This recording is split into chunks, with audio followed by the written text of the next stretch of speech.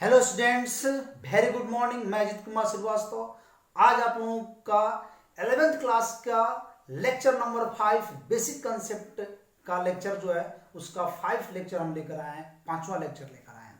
इस लेक्चर में हम लोग आज छोटे छोटे डिजिट में जो आप लोगों को प्रॉब्लम होती है, जैसे में सिग्निफिकेंट फिगर क्या है, जिसे में साइंटिफिक नोटेशन कैसे देते हैं, जिसे में आप लोग ये भी जानते होंगे कुछ कन्वर्जन होते हैं कि हम लोग लीटर को मिलीलीटर में कैसे कन्वर्ट करते हैं, किलो को ग्राम में कैसे कन्वर्ट करते हैं। ठीक है, उसके बाद से कुछ यूनिट्स होते हैं, प्रेशर का यूनिट्स क्या होता है, टेम्परेचर का क्या यूनिट्स होता है।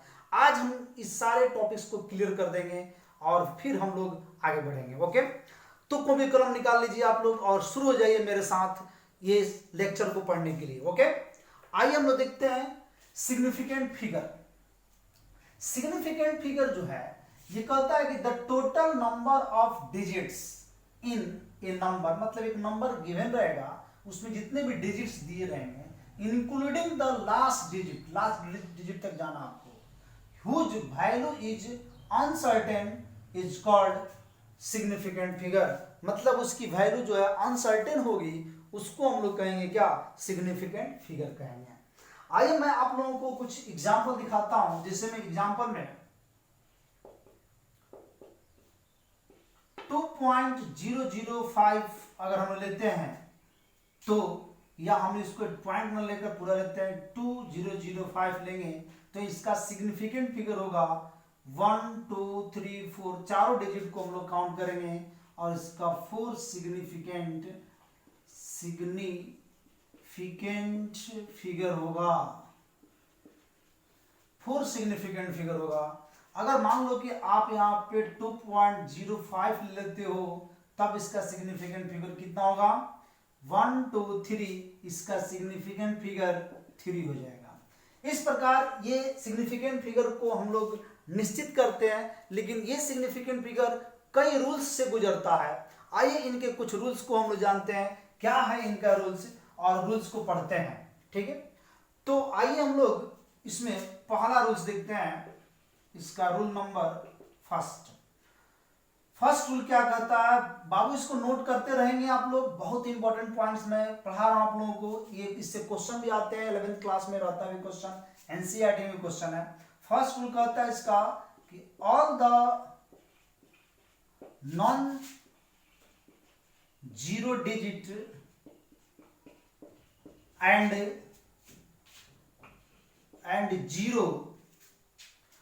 जीरो बिटवीन, मतलब जीरो जो है वो रहेगा between non zero digit are significant मतलब इसका समझिए पहले, कहता है कि सभी भी, वैसे सभी जो नॉन जीरो डिजिट हैं, जैसे नॉन जीरो डिजिट में 1 2 3 4 9 तक नॉन जीरो डिजिट में काउंट होगा। और कहता है जीरो भी हम लेंगे, कब लेंगे, जब ये जीरो किसी नॉन जीरो डिजिट के बीच में आता है तो ये सभी सिग्निफिकेंट होगा, ये सभी सिग्निफिकेंट में काउंट किए जाएंगे। जैसे मैं यहां पे मैं दिखाऊं आपको इसका एक बहुत अच्छा एग्जांपल ले रहे हैं 3004, जिसमें आप देखोगे कि जीरो जो है इसके बीच में है, मतलब दो नॉन डिजिट है, यहाँ पे नॉन जीरो डिजिट है 3 और 4, और 3 और 4 के बीच में 2 जीरो आ गया, तो हम लोगों का जो सिग्निफिकेंट फिगर होगा वो पूरा काउंट करेंगे, 1 2 3 4, इधर टोटल 4 सिग्निफिकेंट फिगर में आ गया। ठीक है, टोटल 4 सिग्निफिकेंट फिगर को शॉर्ट फॉर्म में एस और एफ लिख रहे हैं हम, तो ये 4 आ गया। और भी देखते हैं, जैसे मान लीजिए कि आपका 30.4 होता है, तब भी यहाँ पे 3 सिग्निफिकेंट फिगर काउंट होगा। अगर मान लीजिए यहाँ पे आपका 3.07 आ गया, तब भी 3 सिग्निफिकेंट फिगर काउंट होगा। मतलब कि जीरो अगर बीच में आते हैं या कोई नॉन डिजिट वैल्यू है, जैसे मान लीजिए कि जीरो है ही नहीं, अगर जीरो नहीं है तो जैसे मान लीजिए कि 4.168 कुछ करके डिजिट है, तो इनका सिग्निफिकेंट फिगर टोटल काउंट कर लेंगे हम 1 2 3 4, तो ये 4 इसका सिग्निफिकेंट फिगर हो जाएगा। तो सिग्निफिकेंट फिगर में एक बात को ध्यान रखना पड़ता है कि अगर जीरो नहीं है तो कोई बात ही नहीं है, सोचना ही नहीं है हम लोगों को, और पॉइंट से तो कोई मतलब नहीं है। आप पॉइंट्स को लेकर आप लोग कुछ नहीं सोचोगे, पॉइंट से तो मतलब ही नहीं है। मतलब है कि हमारा डिजिट क्या कहता है, क्या नॉन जीरो डिजिट है तो टोटल काउंट होगा, अगर जीरो आता है तो बीच में है तो सब काउंट हो जाएगा। आइए रूल सेकंड की तरफ पढ़ेंगे, इसको हम मिटाते हैं। रूल सेकंड क्या कहता है उसको जानेंगे डिटेल और पढ़ते हैं हम लोग क्या कहता है रूल सेकंड। ये सब ऐसे टॉपिक है कि किताबों से पढ़ने के बाद भी आप लोगों को समझ में नहीं आता है, कई बच्चों के प्रॉब्लम रहते हैं, तो बहुत ही क्लियर समझा रहे हैं। एक बार दो बार देखकर, वीडियो देखकर आप लोग उसको पॉज करके समझो, अपने से क्लियर करो, अपने से बनाओ, जो बना रहे हैं हम आप लोग भी बनाओ, साथ में करोगे तो समझ में सब आएगा। रूल सेकंड कहता है कि if zero present before the any non-zero digit, before the any non-zero digit are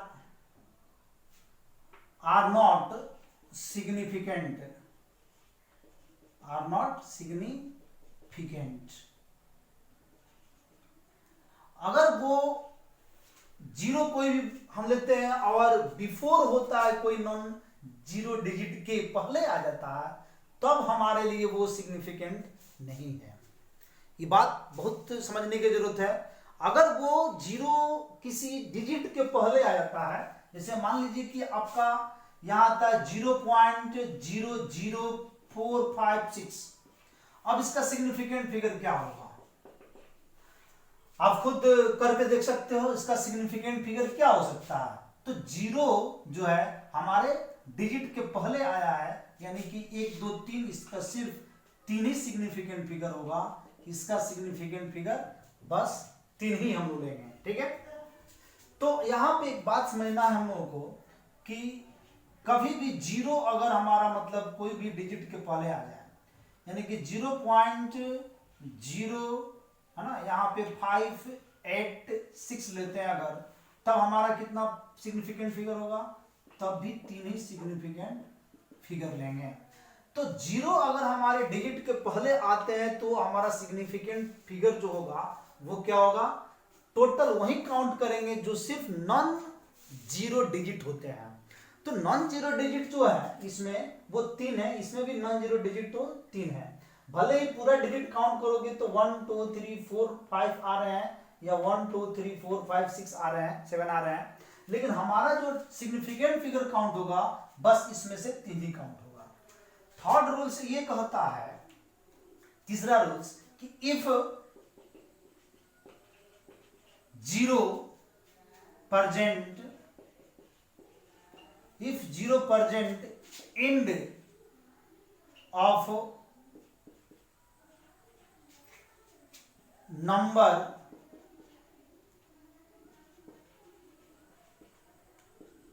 then that zero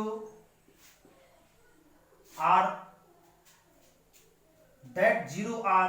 significant,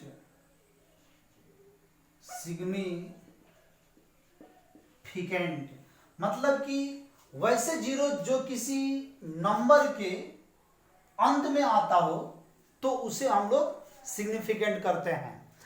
अगर किसी नंबर के किसी डिजिट के पहले आता है तो हम उसको सिग्निफिकेंट नहीं करते हैं, लेकिन यही जीरो किसी नंबर के बाद में आ जाए तो हम उसको सिग्निफिकेंट करते हैं। जैसे मान लीजिए कि यहाँ पे 450, तो यहाँ पे जो सिग्निफिकेंट फिगर होगा वो 3 इसका सिग्निफिकेंट फिगर माना जाएगा। अगर यहाँ पे लेते हैं मान लो कि 3.680, तो सिग्निफिकेंट फिगर टोटल काउंट होगा 4 इसका सिग्निफिकेंट फिगर होगा।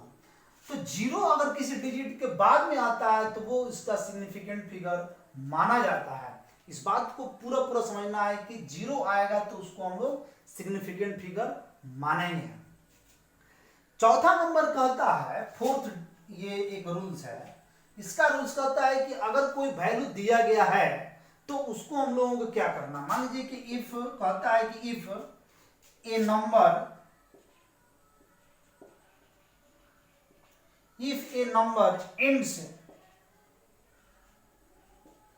ends इन जीरो, मतलब जीरो उसका अंतिम है, ये भी याद वही बात कहता है, द सिग्निफिकेंट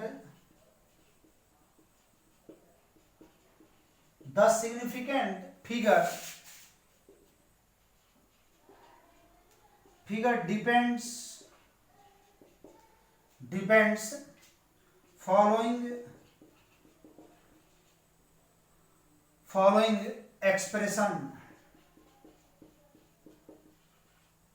ठीक है, मतलब इसका कहना है कि अगर कोई नंबर के अंत में जीरो है, जिसमें यहां भी तो जीरो है, तो इस तरह के डिजिट अगर आते हैं तो हम उसको, ये भी डिपेंड करता है, जिससे मतलब ये दर्शाया गया है, तो ये कुछ एक्सप्रेशन पर भी डिपेंड करता है।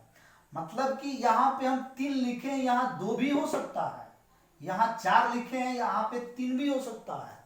ठीक है, तो ये डिपेंड करता है कि इसका एक्सप्रेशन क्या है। तो आइए थोड़ा सा हम इनके एक्सप्रेशन को समझते हैं। हम इसको यहां पे लिखते हैं तो शायद आप लोगों को समझ में आ जाए। तो इसके एक्सप्रेशन को समझते हैं यहां पे, राइट। तो इसके लिए हम एक डिजिट लेते हैं, मान लो कि 10500।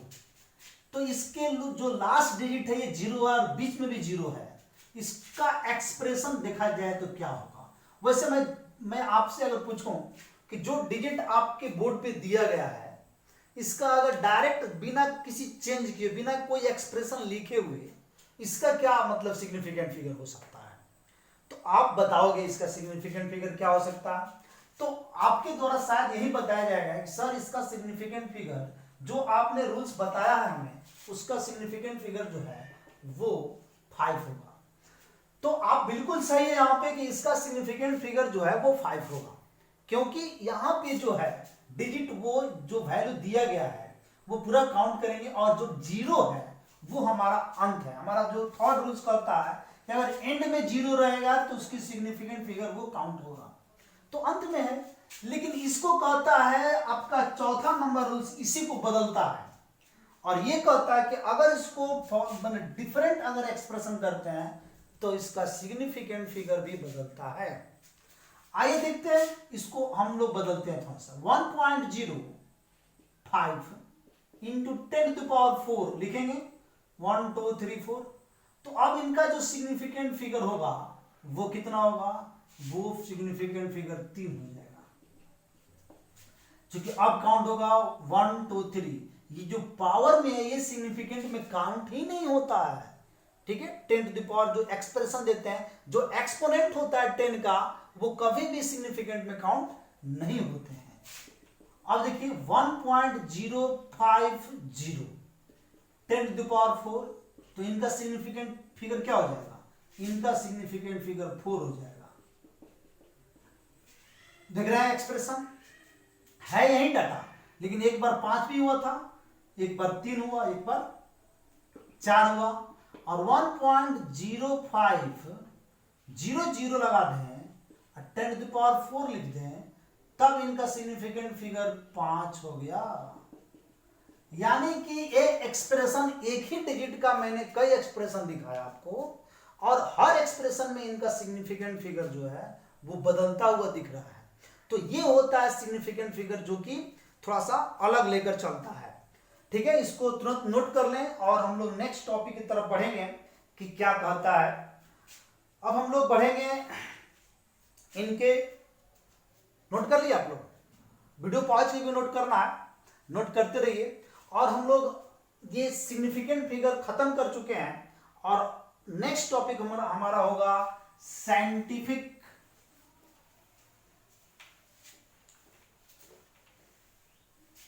इसको मिटाते हैं, नोट कर लिए होंगे आप लोग।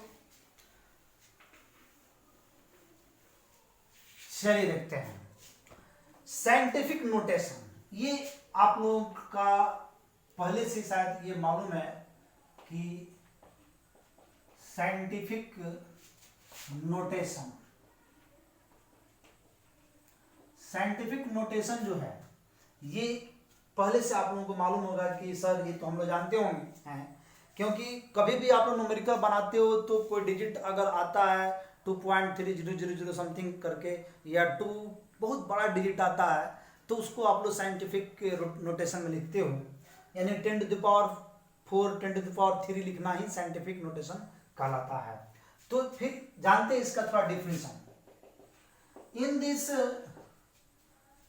in this notation the digits are expressed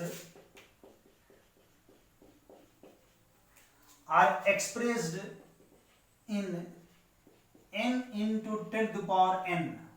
इसको कैपिटल लिखते हैं n into 10⁻n। ये एक एक्सप्रेशन करने का इनका तरीका है, where capital N is equal to, capital N एक डिजिट है जो 1 से 10 तक आपको ये डिजिट दिखाएगा, where N is equal to, ये डिजिट है, नंबर है, एक नंबर है जो 1 to 10 तक ही रहेगा। तो एक ऐसा नंबर है जो कि लाइज करता है 1 to 10। और अब n क्या है, तो n एक एक्सपोनेंट है जो कि मतलब 10 to the पावर को दर्शाता है। तो ये है आपका exponent which may be positive and negative. एक बात समझना है, ये एक्सपोनेंट तो है लेकिन साथ में ये पॉजिटिव भी हो सकता है और निगेटिव भी हो सकता है। ये बहुत मतलब इंपॉर्टेंट है। यहाँ पे 10⁴ हो जाएगा प्लस में 10⁻⁻4 हो जाएगा, ये भी दोनों हो सकता है। तो आइए देखते हैं इसका हम लोग कुछ एग्जाम्पल क्या हम लोग रिप्रेजेंट करते हैं। इसको रिप्रेजेंट करने के लिए अभी मैंने जो लिया था उसको भी ले सकते हो और ऐसे भी आप कोई डिजिट ले सकते हो। मान लो कि हम एक डिजिट लेते हैं 483.756, एक लंबा डिजिट मैंने लिया है। अब इस डिजिट को हम लोग को एक्सप्रेस करना है, किसमें, साइंटिफिक नोटेशन में एक्सप्रेस करना है। तो हम लोग कैसे एक्सप्रेस कर सकते हैं, तो एक्सप्रेस करने के लिए एक ही पॉइंट्स पर ध्यान देना होता है कि जो डिजिट में आपको पॉइंट दिख रहा है इसी को हमें चेंज करना होता है, इसकी पोजीशन को चेंज करना होता है। इसका पोजीशन क्या हो सकता है, ये पोजीशन है आपका जो है पॉइंट्स का पोजीशन है, 4th पोजीशन है, 1 2 3 4। तो 4 पोजीशन पे ये पॉइंट है, इसको चेंज करके हमें 2 पोजीशन पे ले जाना। कभी भी साइंटिफिक नोटेशन में एक बात बहुत ही इंपॉर्टेंट है बाबू, कि किसी भी डिजिट को, किसी भी नंबर को अगर आप साइंटिफिक नोटेशन में एक्सप्रेस करना चाहते हो तो सभी डिजिट का एक नंबर पॉइंट के पहले रहना आवश्यक है। यानी कि जितने बड़ा हो छोटा हो उससे मतलब नहीं है ना, या कभी कभी 0.0000 भी होता है तो उसमें से एक डिजिट पहले लाना पड़ता है। यानी कि निश्चित तौर पे साइंटिफिक नोटेशन ये कहता है कि एक डिजिट को, एक नंबर को पॉइंट के पहले रखो। इतना आप अगर ध्यान रखोगे तो बाकी आपको समझ में आ जाएगा। कैसे इसको नोटेशन करते हैं, यहां पे आएगा 4.837756 into 10⁻।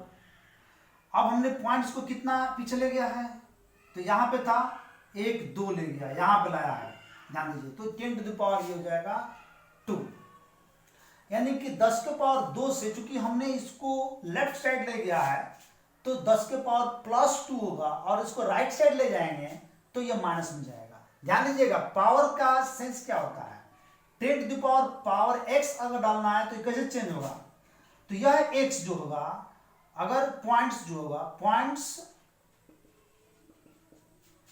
Points shift to left side, then positive. अगर पॉइंट जो है शिफ्ट करता है कहां पे, शिफ्ट करता है लेफ्ट साइड, अगर शिफ्ट करता है तो हमारा एक्स जो होगा पॉजिटिव होगा। अगर ये शिफ्ट करता है, ये राइट साइड शिफ्ट करता है, राइट साइड अगर ये शिफ्ट करता है, राइट साइड अगर ये शिफ्टिंग होती है तो ये जो होगा वो x विल बी नेगेटिव। बहुत ध्यान देना है बाबू इस पे कि अगर ये पॉइंट्स हमारा लेफ्ट साइड शिफ्ट होता है तो हमारा जो लेफ्ट साइड शिफ्ट होगा तो ये पॉइंट पावर क्या चला जाएगा, पॉजिटिव। अगर ये पॉइंट्स राइट साइड शिफ्ट होता है तो ये जो पावर चला जाएगा नेगेटिव। ठीक है, ये दोनों होगा, यही से होगा। आइए और देखते हैं इसको, दो तीन इसके एग्जाम्पल और हम लोग बनाते हैं। ठीक है, और एग्जाम्पल बनाएंगे तो क्लियर होगा ज्यादा। चलिए अब एक एग्जाम्पल हम लोग ये लेंगे कि मान लो कि यहाँ पे, अच्छा यहीं पे हम लोग इसको सिग्निफिकेंट फिगर में ही एक बात ध्यान रखते हैं कि इसको हम लोग एक वैल्यू इसमें लाते हैं, जिस वैल्यू का नाम है, थोड़ा सा हम लोग इसको राउंडिंग फिगर में भी लेते हैं। ठीक है, उस वैल्यू का क्या नाम है, राउंडिंग फिगर भी लेते हैं। जैसे मैं अभी मैंने जो डिजिट लिया था उसमें राउंड कर सकते हो। इसके बाद बताते हैं 4 3 6 8, मैंने कोई यहाँ पे पॉइंट्स नहीं लिया है, लेकिन मानते हैं पॉइंट यहाँ पे। तो अब इसका हम लोग क्या लिखेंगे, 4.368 इंटू 10⁻3। चूंकि ये गया है लेफ्ट साइड तो पावर जो होगा पॉजिटिव होगा। मैं बता रहा था इसको राउंडिंग फिगर में लिखने के लिए। तो राउंडिंग फिगर में लिखते समय एक बात का ध्यान रखना होता है कि पॉइंट के पास 3 डिजिट होना निश्चित है। अगर वो तीसरे के बाद चौथा डिजिट जाता है, ध्यान रखिएगा इस बात का, चौथा डिजिट जाता है और वो डिजिट आपका 5 से ज्यादा है तो इसमें 1 बढ़ा देते हैं। अगर ये 5 से कम है तो हम उसको हटा ही देते हैं। तो पॉइंट के बाद कोई भी डिजिट जो है, पॉइंट के बाद 3 ही डिजिट को रखता है अपने पास। ठीक है, तो इसको ध्यान रखिएगा। यहाँ पे हम इसको राउंड फिगर नहीं कर सकते हैं। अगर 0.00056 लिखें तो क्या होगा, तो इसका सिग्निफिकेंट फिगर लिखने के लिए हमें 5.6 लिखना पड़ेगा। और इस पर पॉइंट हमारा राइट साइड में जा रहा है, ध्यान रखिएगा बाबू। 1 2 3 4 यहां पे आ रहा है, यानी 10⁻⁻4 जो होगा। तो देख रहे हैं आप लोग कि साइंटिफिक नोटेशन कैसे हो रहा है। साइंटिफिक नोटेशन बहुत इंपॉर्टेंट है। कोई भी आंसर आपको बुक्स में या किसी ये एग्जाम में, अगर आप लोग फाइनल एग्जाम मतलब आंसर निकालते हो, फाइनल आपका आंसर आता है, तो जो आंसर बुक में उसका आंसर होता है निश्चित तौर पे वो आंसर साइंटिफिक नोटेशन में ही मिलेगा। ठीक है, तो आप लोगों का भी ये बनता है कि आप लोग जब किसी न्यूमेरिकल को सॉल्व करते हो, लास्ट में जो डाटा आता है उसको साइंटिफिक नोटेशन में ही लिखो। इस पे हम एक क्वेश्चन भी करवाते हैं आप लोगों को। एक क्वेश्चन में देता हूं, क्लास का एक क्वेश्चन में देता हूं, देखते हैं कि आप लोग उसको कर पाते हो कि नहीं कर पाते हो। 4.56 इंटू 10⁻³ प्लस 2.62 इंटू 10⁻² लेते हैं। तो इसको जोड़ना है। चलिए वीडियो पॉज करके आप जोड़िए इसको, और जोड़ने के बाद साइंटिफिक नोटेशन में भी लिखना है। और ये काम आप लोग तुरंत करते हैं। Now start. चलिए हम करते हैं, आप लोग वीडियो पॉज करके करिएगा, ऑन मत रखिए, पॉज कीजिए, मैं तो लिखता रहूंगा, आप लोग पॉज करो। चलो ठीक है, जल्दी कर लो, मैं बनाता हूं इसको बनाने के लिए हम लोगों को ये पावर 3 है, तो यहाँ पावर 2 है, तो दोनों का पावर पहले सेम करना होगा। या तो हम इसको 3 कर लेंगे या तो हम इसको 2 कर लेंगे।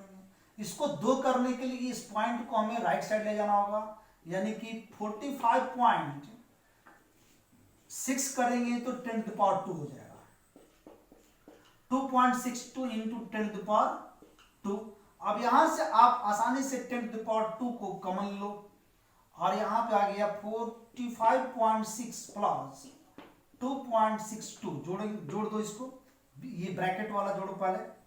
तो 10⁻² इंटू ब्रैकेट वाला जोड़ने पे क्या आ रहा बाबू, ये आएगा 2 और 2 मतलब 6 और 6 12 हो जाएगा, 2 1 तो 5 2 7 1 8 और 4 48.22, यानी आपका जो वैल्यू आया ये 48.22 गुणे 10⁻²। अब इस डिजिट का सिग्निफिकेंट नोटेशन देना होगा, क्योंकि अभी ये सिग्निफिकेंट नोटेशन में नहीं है, तो इसको बनाने के बाद, सॉल्व करने के बाद अब हमें इसे सिग्निफिकेंट नोटेशन में लिखना है। तो हमने बताया कि पॉइंट के पहले एक ही डिजिट होना अनिवार्य है, तो 4.822 इंटू 10⁻², चूंकि ये पावर जो है, ये पॉइंट जो है लेफ्ट ले जा रहे हैं तो पावर बढ़ जाएगा, 10⁻³ हो जाएगा। ये आपका आंसर है, मिला लीजिए आप लोग, क्या आंसर आप लोगों का है? सही जवाब, बिल्कुल सही है सर। चलिए ठीक है, तो यहाँ पे आपका ये साइंटिफिक नोटेशन भी खत्म होता है, और अब हम लोग पढ़ेंगे कुछ यहाँ पे आप लोगों को बताते हैं यूनिट्स के बारे में कुछ यहाँ पे, और समथिंग जो कन्वर्जन होता है उस कन्वर्जन के बारे में हम बताएंगे। तो आइए यहाँ पे हम लोग कुछ कन्वर्जन यूजफुल प्रीफिक्स पहले देखते हैं, शुरुआत यहीं से करते हैं और उसको कन्वर्जन में यूज करेंगे। तो some useful prefix, some useful prefix, कुछ प्रीफिक्स है जो यूजफुल है, आइए उसको देखते हैं क्या है। तो इसमें से बहुत सारा तो आप लोग जानते होंगे, लेकिन इसमें मैं जो लिखाने वाला हूं देसी 10⁻1 को देसी कहते हैं, और इसको 10⁻−1 को देसी कहेंगे, और सिंबॉलिक लेटर लिखेंगे डी। इसी प्रकार सेंटी यानी कि 10⁻², इसको सी लिखेंगे। ध्यान रखिएगा, 1/10 को देसी, 1/100 को सेंटी, ये तो बहुत फेमस है ये सब चीज, ठीक है। मिली तो बहुत फेमस है, 10⁻³ स्मॉल m लिखते हैं, मिली है ना, बहुत जगह पे मिली मिलता है, मिली मिलता है, कहाँ मिलता है आप लोग देखते होंगे, किसी भी वायल को खरीदते हो तो उसमें मिलता है 1 ml है ना, 20 ml, ठीक है, इस तरह से रहता है, ml मतलब मिलीलीटर। तो मिली बहुत इंपॉर्टेंट है, प्रीफिक्स लगता है, ठीक है, मिली। इसके बाद से हम लोग जानते हैं माइक्रो 10⁻⁻6, ठीक है, और इसको दर्शाते हैं म्यू लिखते हैं। इसके बाद जानते हैं नैनो 10⁻⁻9 होता है। इसके जानते हैं हम लोग पिको 10⁻⁻12 स्मॉल पी लिखते हैं, ठीक है, पिको। इसके बाद से लिखेंगे हम लोग फेम्टो 10⁻15 स्मॉल एफ लिखेंगे, ठीक है। तो इस तरह से ये बढ़ता चला जाता है, और फिर हम लोग एक और डिजिट जानेंगे यहाँ पे फेम्टो के बाद। ये तो माइनस में चल रहे थे, थोड़ा सा हम लोग आगे बढ़ते हैं अब, और अब जानेंगे पॉजिटिव में। तो पॉजिटिव में हम लोग जानेंगे, जैसे में किलो जानते होंगे आप लोग, पूछते हैं बहुत सारे बच्चों से 1 किलो बराबर, तो सर 1 किलो बराबर 1000 ग्राम, सही है? नहीं, बिल्कुल गलत जवाब है। 1 किलो कोई यूनिट्स नहीं है, पहली बार समझ लीजिए, क्योंकि हम यहाँ कोई यूनिट्स नहीं पढ़ा रहे हैं, हम पढ़ा रहे हैं सम यूजफुल प्रीफिक्सेस, मतलब कि किसी भी यूनिट्स के पहले प्रीफिक्स जो लगाया जाता है, पहले लगाया जाता है ना, इसको हम लोग देख रहे हैं कि किलो, किसी में किलोग्राम, ग्राम के पहले ही आता है किलो, है ना, मीटर, किलोमीटर, मीटर जो है डिस्टेंस का यूनिट है मीटर, तो मीटर के पहले आ जाएगा किलोमीटर। तो किलो जो है प्रीफिक्स है, और ये 10⁻³ दैट मीन्स 1000 कहते हैं, और सिर्फ इसको डिनोट करते हैं के से। तो आज के बाद ये आप लोग गलतफहमी नहीं पालेंगे। कहा जाता है कुत्ता पालो भैंस पालो, लेकिन गलतफहमी मत पालो।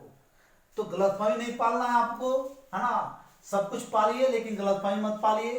किलो जो है वो एक कोई भी इकाई नहीं है, किलो कोई भार की इकाई नहीं है, अगर किलो भार की इकाई होती तो दूरी में क्यों लगती भाई?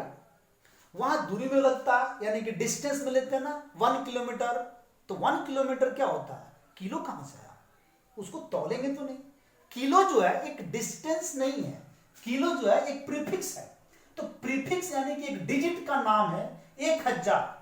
जैसे मैं कहूं कि मुझे 1 किलो पेन चाहिए, तो ये पेन जो देख रहे हैं 1 2 इस तरह से 3 4 5 6, यानी कि ये 1000 अगर पेन काउंटिंग में लिया जाएगा तो उसका नाम 1 किलो दिया जाएगा।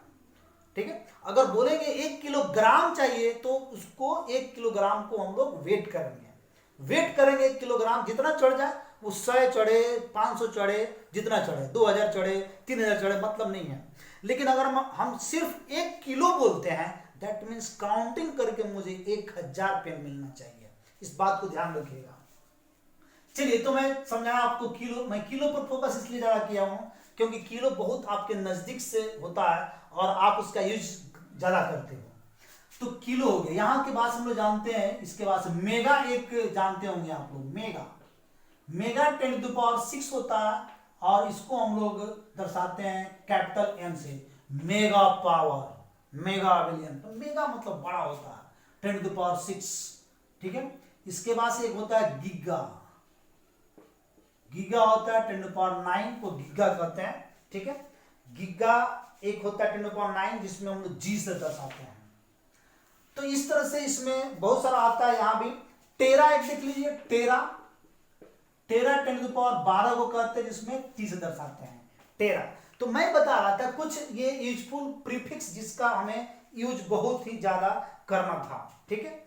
अब हमें इसको आगे बढ़ाते हैं और अब जानते हैं कुछ यूनिट्स। बता दें कन्वर्जन, यूनिट्स के साथ मैं कन्वर्जन बताऊंगा, उसमें यूनिट्स भी लगाऊंगा। यानी some useful conversions, some useful conversions, बहुत इंपॉर्टेंट टॉपिक आज मैं लेकर आया हूं आप लोगों को। ये सब, इसको आप लोग थोड़ा सा ध्यान दीजिए, पढ़िएगा, मजा आएगा इसको, और इसको याद भी कर लीजिएगा। केवल देखने से नहीं मतलब है, याद भी करना है। इसमें मैं फर्स्ट नंबर में लेकर चल रहा हूं। ठीक है। यूनिट्स ऑफ लेंथ, है ना, यूनिट्स ऑफ लेंथ। तो इसमें आपको थोड़ा सा फोकस करना होगा। मैं कई यहाँ पे लूंगा, लेंथ ले रहा हूं, फिर आपको मास बताऊंगा, वॉल्यूम बताऊंगा, सब यहाँ पे आएंगे। तो आइए देखते हैं। लेंथ में 1 फुट बराबर, 1 फुट बराबर होता है 12 इंच होता है। ठीक है। 1 फुट बराबर 12 इंच होता है और 1 इंच बराबर मिक्स ऑफ कन्वर्जन में ही आएगा। 1 इंच बराबर 2.54 सेंटीमीटर आएगा, 2.54 सेंटीमीटर आएगा। और 1 मीटर बराबर 100 सेंटीमीटर आएगा। ये तो आप लोगों को पहले से ही मालूम है कि 1 मीटर बराबर 100 सेंटीमीटर होता है। और 1 किलोमीटर, देखिए यहाँ पे किलो आ गया ना, 1 किलोमीटर बराबर होता है 1000 मीटर। देखिए यहां से किलो यानी से 1000 कट जाएगा, तो मीटर बराबर इतना, मीटर बराबर हो जाएगा। चलिए सेकंड में हम लोग देखेंगे मास, यूनिट्स ऑफ मास। मास का यूनिट देखते हैं हम लोग क्या होता है। 1 मेट्रिक टन, 1 मेट्रिक टन बराबर होता है 1000 किलोग्राम। मतलब 1000 किलोग्राम, हम 100 किलोग्राम को हम लोग 100 किलोग्राम को क्या कहते हैं, 100 किलोग्राम अगर होता है कोई चीज तो उसको हम लोग टन में मापते हैं, और यहां है मेट्रिक टन। तो 1 मेट्रिक टन बराबर है 1000 किलोग्राम। और फिर यहाँ पे 1 केजी बराबर जानना है हम लोगों को। यहाँ पे खर्च बता दें, 1 टन बराबर 100 केजी। ठीक है। और फिर 1 केजी, 1 केजी बराबर क्या हो जाएगा, 1000 ग्राम। तो 1 केजी बराबर 1000 ग्राम होता है, ठीक है। और एक और बात यहां पे मिलीग्राम भी तो कुछ होता है। तो 1 मिलीग्राम बराबर क्या होगा बताइए? 1 मिलीग्राम बराबर मिली, फिर यहां मिली क्या प्रीफिक्स हो गया, 1 मिली बराबर 10 के पावर -3, 10 टू द पावर -3 ग्राम हो जाएगा। मिलीग्राम को लेंगे तो 10 टू द पावर -3 ग्राम हो जाएगा, राइट। अब आइए हम देखते हैं वॉल्यूम के यूनिट्स ऑफ वॉल्यूम। बाबू बहुत इंपॉर्टेंट टॉपिक है, मैं बार बार कह रहा हूं, सब एक जगह पर नहीं मिलेगा आप लोगों को, तो इसको आप लोग वीडियो देखें और नोट भी कर लें, कॉपी कलम रखें, नोट भी करें। यूनिट्स ऑफ वॉल्यूम जानते हैं, देखिएगा 1 मीटर क्यूब बराबर होता है, 1 मीटर क्यूब बराबर 10 to the power 3 litre. That means 1000 litre. 1 metre cube बराबर 1000 लीटर। 1 डीएम क्यूब मतलब डेसीमीटर क्यूब बराबर 1 लीटर होता है, 1 लीटर होगा।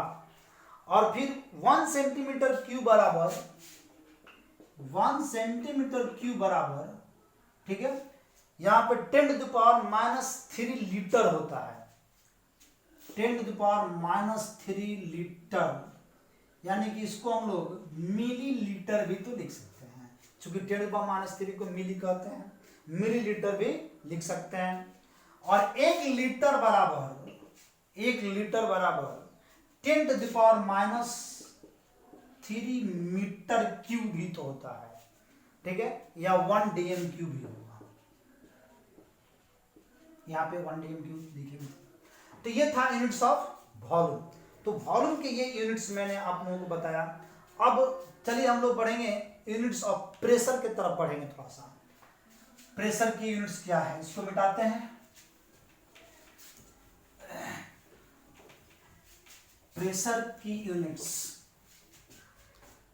तो यूनिट ऑफ प्रेशर, ठीक है, यूनिट्स ऑफ, वैसे प्रेशर की यूनिट्स में एक बहुत बड़ी पॉइंट्स आती है एटीएम। एटीएम जो है ना, ये हमारा जो है ये एटमॉस्फेरिक प्रेशर कहते हैं। मैं कई बच्चों से पूछता हूं कि एटीएम का फुल फॉर्म बच्चों, तो बोलता है सब एनी टाइम मनी या ऑटोमेटिक टेलर मशीन। मतलब जो एटीएम जनरली हम लोग पैसा निकालते हैं, बच्चों के दिमाग में ये एटीएम भरा रहता है और इस एटीएम को वो लोग नहीं समझते हैं। एटीएम का अर्थ ये होता है यहाँ पे एटमॉस्फेरिक प्रेशर। एटमॉस्फेरिक प्रेशर तो इसका मतलब फुल फॉर्म दिख नहीं रहा है, लेकिन फिर ये होता कैसे है, आइए हम लोग इसको समझते हैं। अगर हम लिखते हैं एटमॉस्फेरिक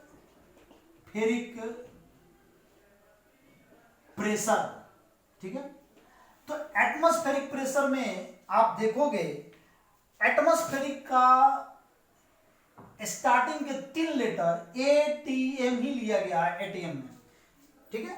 एटीएम क्या होता है, ये एक वायुमंडलीय मतलब एटमॉस्फेरिक प्रेशर होता है।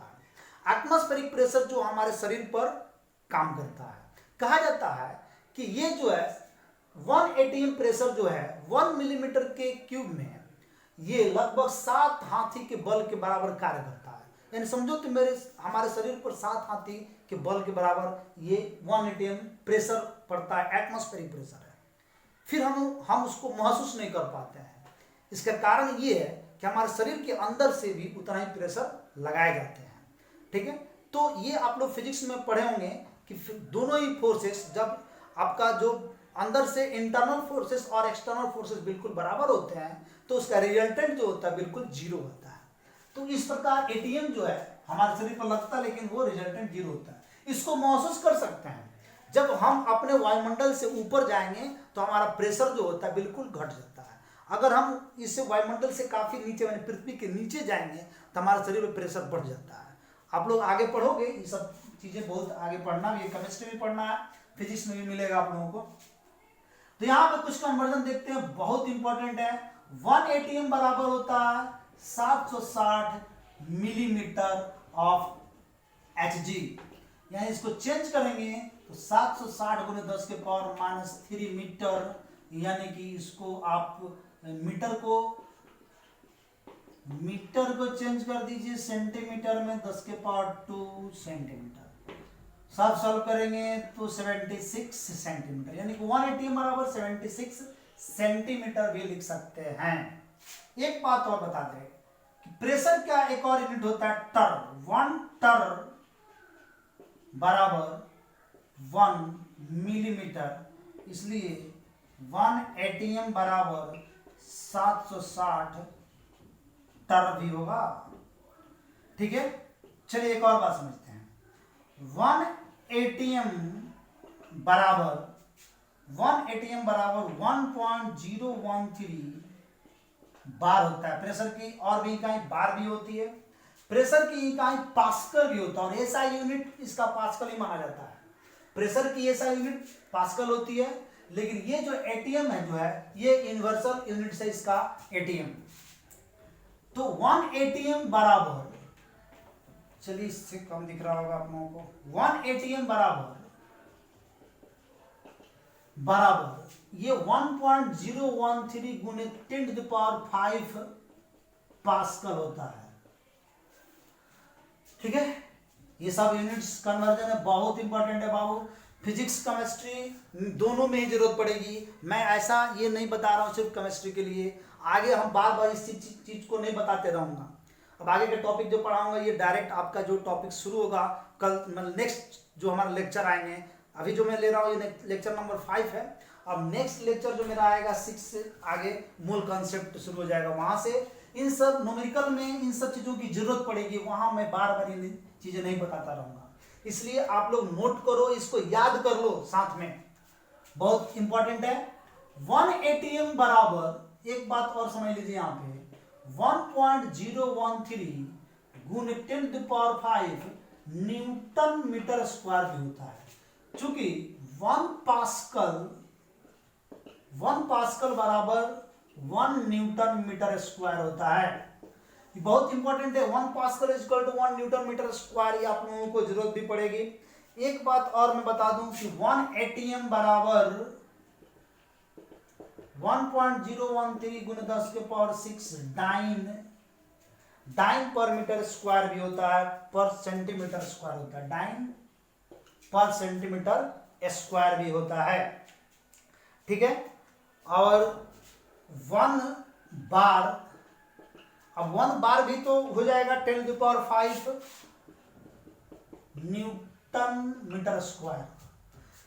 तो मैंने प्रेशर का बहुत सारा कन्वर्जन बताया, बहुत सारा यूनिट्स बताया, इसको प्लीज नोट कर लीजिए। और हम लोग अब पढ़ने वाले हैं यूनिट्स ऑफ टेम्परेचर। ठीक है, और ये लास्ट होगा यूनिट्स ऑफ टेम्परेचर। ठीक है, आइए जानते हैं यूनिट्स ऑफ टेम्परेचर क्या है। Units of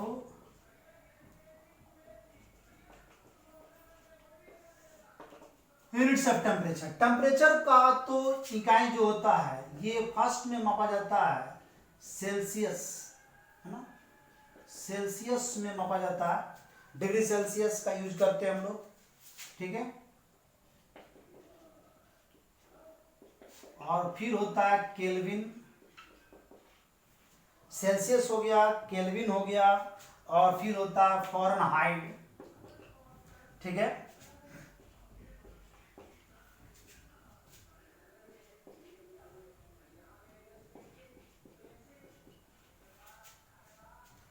Fahrenheit. तो ये आपका सेल्सियस, केल्विन और फ़ारेनहाइट जो होते हैं ये आपके 3 यूनिट्स होते हैं फ़ारेनहाइट तक। आइए इनका कुछ कन्वर्जन देखते हैं हम लोग। इसमें एक डिग्री सेल्सियस बराबर जो होता है 0 डिग्री सेल्सियस लेते हैं। 0 डिग्री सेल्सियस बराबर 273.15 केल्विन होता है। ये तो आप लोगों को मालूम होगा।